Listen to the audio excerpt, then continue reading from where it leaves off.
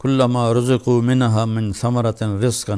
قالوا هذا الذي رزقنا من قبل وأتوا به متشابها ولهم فيها أزواج مطهرة وهم فيها خالدون۔ یہ جنت سے متعلق کہ اللہ تبارک و تعالیٰ فرماتے ہیں کہ دیکھو میرے بہن بھائیو، میرے عزیزو، میرے بچوں بچیوں، دنیا آئیڈیل ہوم نہیں، دنیا آئیڈیل لائف نہیں، یہ پیپر ہو رہا ہے سب کا، کسی نہ کسی شکل میں ہم سب اللہ کو امتحان دے رہے ہیں، اور پھر ایک دن یہ پیپر چھن جائے گا۔ جیسے امتحان دیتے ہیں تو 3 گھنٹے کا ٹائم ہوتا ہے، تو جو ہی وہ ٹن ہوتا ہے تو پیپر چھین لیا جاتا ہے۔ ہماری ٹن ہے موت، موت کے ساتھ ہی ہم سے یہ زندگی کا پیپر چھین لیا جائے گا۔ جو اس پہ لکھا ہے وہ اللہ کہے گا اقرأ کتابک کفیٰ بنفسک الیوم علیک حسیبا، میرا بندہ یہ پڑھ لے پیپر اپنا، یہ سب کچھ تیرا اپنا کیا ہوا ہے اور تیرا اللہ حساب کرنا بہت جانتا ہے۔ کچھ خوش قسمت ہوں گے جن کے پیپر اچھے ہوں گے وہ جنت میں جائیں گے، کچھ بدقسمت ہوں گے جن کے پیپر برے ہوں گے وہ جہنم میں جائیں گے۔ لوگ کہتے ہیں اپنی مرضی کی زندگی گزارو اور مزے کرو، اللہ کی قسم اپنی مرضی کی یہاں کوئی بھی زندگی نہیں گزار سکتا، چاہے وہ سلیمان علیہ السلام کی حکومت کا مالک ہو، قارون کے خزانے ہوں۔ یہ دنیا کا ڈیزائن ہی ایسا ہے کہ اپنی مرضی ٹوٹتی رہے گی، ٹوٹتی رہے گی، ٹوٹتی رہے گی۔ یزید بن عبد الملک 3 بر اعظم پہ حکمران تھا، عبد الملک کا بیٹا، اس کے بعد ولید آیا اور اس کے بعد سلیمان آیا، پھر حضرت عمر بن عبدالعزیز رضی اللہ عنہ آئے، پھر عبد الملک کا بیٹا یزید آیا۔ تو وہ ایک دن کہنے لگا کون کہتا ہے کہ بادشاہوں کی زندگی مزے کی نہیں ہوتی اور وہ اپنی مرضی کی زندگی گزار نہیں سکتے؟ میں آج کا دن مزے سے گزاروں گا اور اپنی مرضی سے گزاروں گا، اور حکم دیا کہ محل کے دروازے سب بند کر دو اور مجھے کوئی خبر نہ سنائی جائے، حکومت کی، بغاوت کی، کسی چیز کی مجھے کوئی خبر نہ سنائی جائے۔ اور اس کی ایک باندی تھی حبابہ، وہ بہت حسین تھی، تو اس کو وہ لے کر اپنے محل میں بیٹھ گیا کہ آج کا دن میں حبابہ کے ساتھ مستی کروں گا۔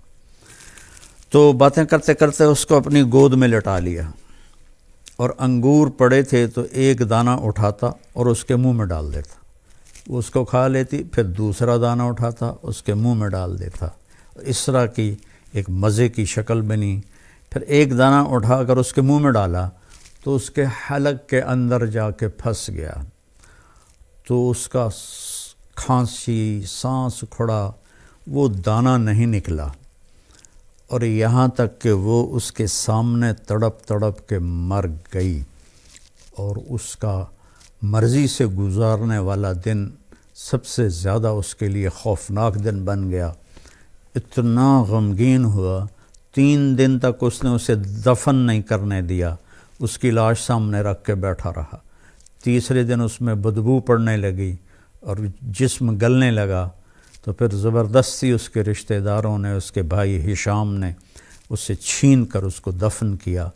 تو مرضی کی زندگی یہاں نہیں، آگے ہے، جہاں یہ میں آپ کے سامنے آیت پڑھی ہے کہ وہاں موت ختم، بڑھاپا ختم، بیماری ختم، غریبی ختم، فقر ختم، غم ختم، دکھ ختم، ہر قسم، نیند ختم، نیند بھی نہیں آئے گی، ہمیشہ جاگتے رہیں گے۔ تو اللہ فرما رہے ہیں کہ ان کو جب بھی کوئی پھل پیش کیا جائے گا تو وہ کہیں گے یہ تو ہم نے ابھی کھایا ہے، لیکن جب وہ کھائیں گے تو پتہ چلے گا کہ نہیں یہ تو کوئی اور ہے، وہ تو اس کے مشابہ تھا جو پہلے کھایا تھا۔ تو اس پر میں آپ کو حدیث سے وضاحت کرتا ہوں کہ حدیث شریف میں اس آیت کے ذیل میں ابن القیم رحمہ اللہ نے ایک حدیث لکھی ہے کہ جنتی بیٹھے ہوں گے میاں بیوی سارے تختوں پر، تو دروازے پر دستک ہوگی اور ایک فرشتہ، نوکر دروازہ کھولے گا تو ایک فرشتہ کھڑا ہوگا تھال لے کر، اور تھال کے اوپر ایسے کپڑا ہوگا، وہ کہے گا اپنے مالک سے اجازت دو، مجھے اللہ نے بھیجا ہے۔ تو اللہ کی طرف سے آیا ہوا بھی جنتی سے اجازت لے کے اندر داخل ہوگا۔ یہ عزت و جلال و کمال کی بات۔ یہاں تو آج بادشاہ ہوتا ہے، کل پھانسی چڑھ جاتا ہے۔ تاریخ پڑھو کیا حال ہوا لوگوں کا۔ وہ اجازت دے گا تو آ کر اس کے سامنے ایسے تھال پہ رکھے گا، کہا جی یہ اللہ نے آپ کے لیے تحفہ بھیجا ہے۔ تو جب وہ ایسے اس سے کپڑا اٹھائیں گے تو کہیں گے او بھائی یہ تو ابھی کھایا ہے، یہ تو میری جنت کا پھل ہے، یہ تو میں نے ابھی کھایا ہے۔ تو وہ فرشتہ کہے گا کہ اللہ تعالیٰ فرما رہے ہیں کہ ذرا ایک ٹکڑا اس میں سے لے کر آپ چکھیں۔ تو بیگم صاحب بھی بیٹھی ہیں، میاں صاحب بھی بیٹھے ہیں، تو وہ اس کو کاٹنے کی تو ضرورت نہیں پڑے گی، وہ ہاتھ لگائیں گے وہ کٹ کے ہاتھ میں آ جائے گا، اس کو منہ میں ڈالیں گے۔ بیگم نے بھی ڈالا، خامن نے بھی ڈالا۔ تو اگر میرے نبی نے فرمایا اس کی جنت میں، یہ آگے میں مثال کے طور پر عرض کر رہا ہوں، اگر اس کی جنت میں 10 کروڑ قسم کے پھل ہیں، ویسے تو کروڑوں شروڑوں کی وہاں کوئی گنتی نہیں ہے، لامحدود ہے، مثال دے رہا ہوں، اگر اس کی جنت میں 10 کروڑ قسم کے پھل ہیں، ہر پھل کا ذائقہ مزہ الگ ہے۔ ہم ابھی افطاری میں چاٹ بنے گی، ہر گھر میں بنے گی، تو جب وہ 4 5 6 چیزیں ملتی ہیں تو وہ ذائقہ ہی کچھ اور ہو جاتا ہے، مکس ہو جاتا ہے۔ تو جب وہ اس کو منہ میں رکھیں گے تو ان کی جنت میں جتنے پھل ہیں ہر پھل کا ذائقہ الگ الگ الگ اس ایک لقمے میں اللہ انہیں محسوس کروائے گا، اور پھر آواز آئے گی وَأُتُوا بِهِ مُتَشَابِهًا، میرے بندے یہ اس کے مشابہ تھا، یہ وہ نہیں تھا جو تم کہہ رہے تھے۔ اور پھر مزے کی بات اس سے اگلی کہ دنیا کی سب سے بڑی نعمت عورت ہے مادی نعمتوں میں،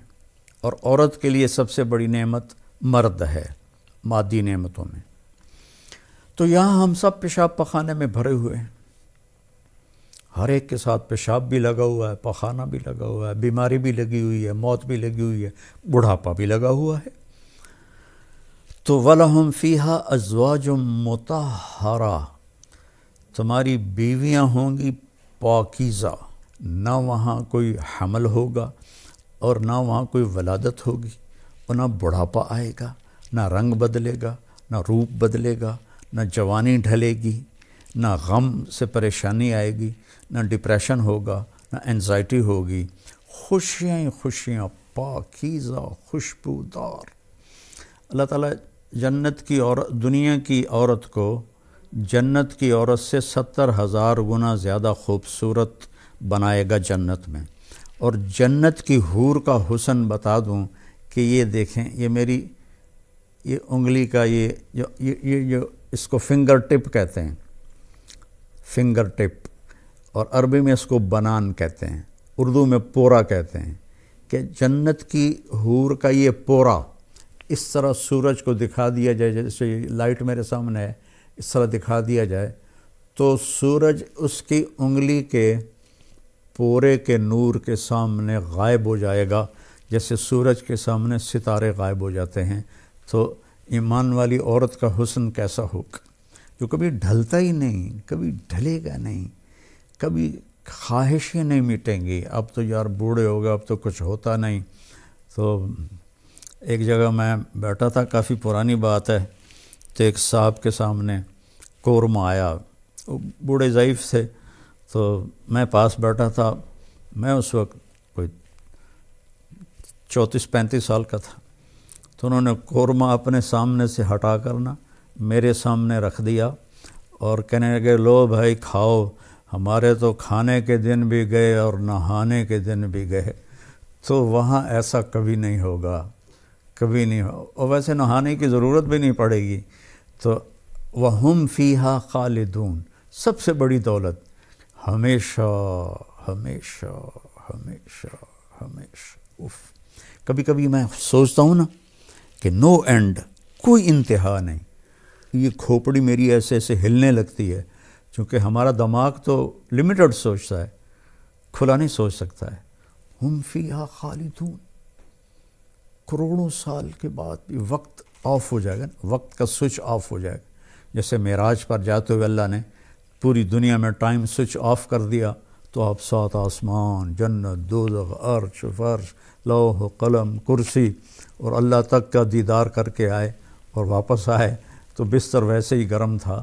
تو اللہ تعالیٰ وہاں وقت کو آف کر دے گا۔ تو یہ 2 پہلے پارے سے میں نے آیات چنی تھیں آپ کی خدمت میں پیش کرنے کے لیے۔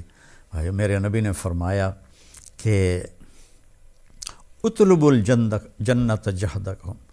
جنت کمانے کے لیے پوری جان لگا دے، وَاہْرَبُوا مِنَ النَّارِ جَہْدَكُمْ، اور جہنم سے بچنے کے لیے پوری جان لگا دے۔